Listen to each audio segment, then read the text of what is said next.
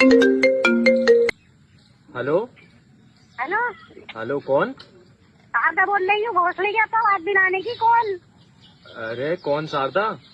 शारदा अपने भैया को समझाने तो भोसले गए को गुसलखाने में घुस गया ना। नहाती रही मैं नहा रही हूँ और चूचियों पाकर लटक गया। नहाते हुए घुस गया?